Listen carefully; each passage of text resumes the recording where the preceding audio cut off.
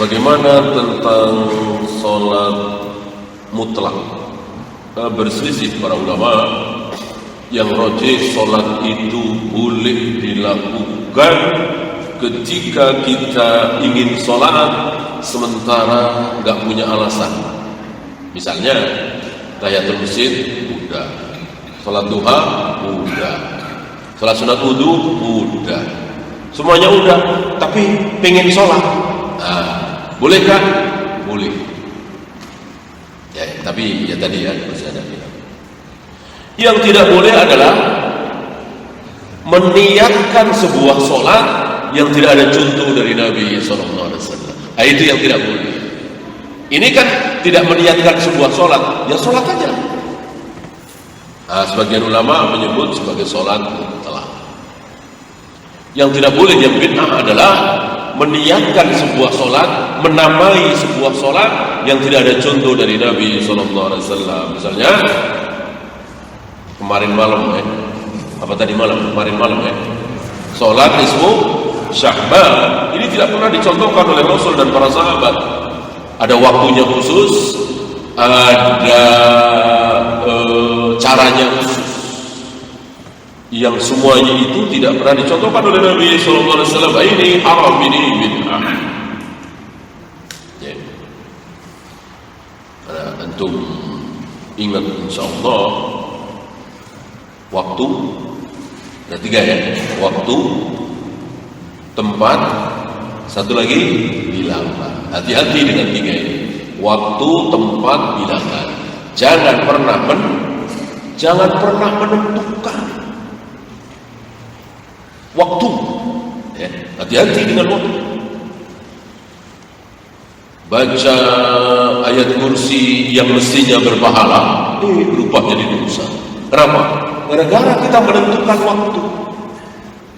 Saya akan baca ayat kursi setiap jam 9 pagi misalnya. Itu jadi bid'ah karena menentukan waktu.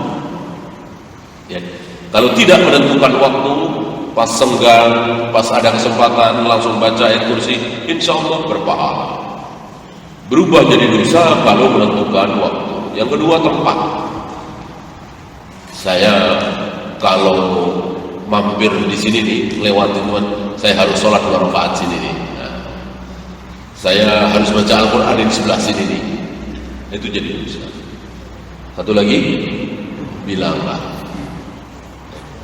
Saya akan baca ayat kursi 17 kali, 20 kali, 44 kali, enggak boleh.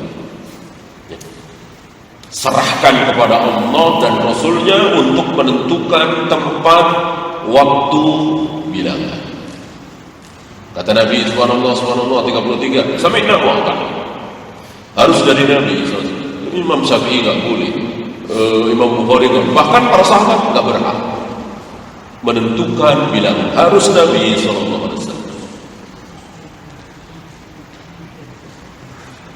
Termasuk sholat taubat, termasuk sholat taubat secara khusus.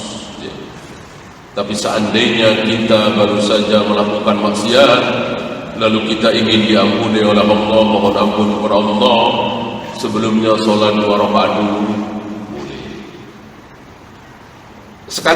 Mungkin sekalian tahiyatul masjid, mungkin sekalian sholat sunat wudu, gitu ya. Sholat gaib hanya dilakukan oleh Nabi sekali dalam hidup beliau. Padahal yang meninggal di luar Madinah banyak sekali.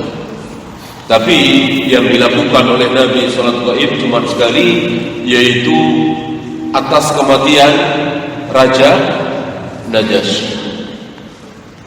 Raja Najasyi ini raja Muslim, meninggal dan disolati oleh Nabi secara gaib dari Madinah. Kenapa? Karena beliau tidak ada yang menyolati satupun. Raja Najasyi ini masuk Islam sembunyi-sembunyi, gak ada yang tahu. Jadi sekitar beliau, anak, istri, pejabat-pejabat, gak ada yang muslim. Dia diri seorang diri. Berarti gak ada yang menyolati. maka disolati oleh Nabi dari Madinah secara mukim. Berarti kalau sudah ada yang menyolati di Surabaya sana, di Makassar sana, di Mekah sana, perlukah salat gaib? Tidak perlu. Ada berapa banyak orang-orang yang meninggal di tempat lain dan Nabi tahu, Nabi tidak menyolati secara mukim, kecuali Raja Najasyi.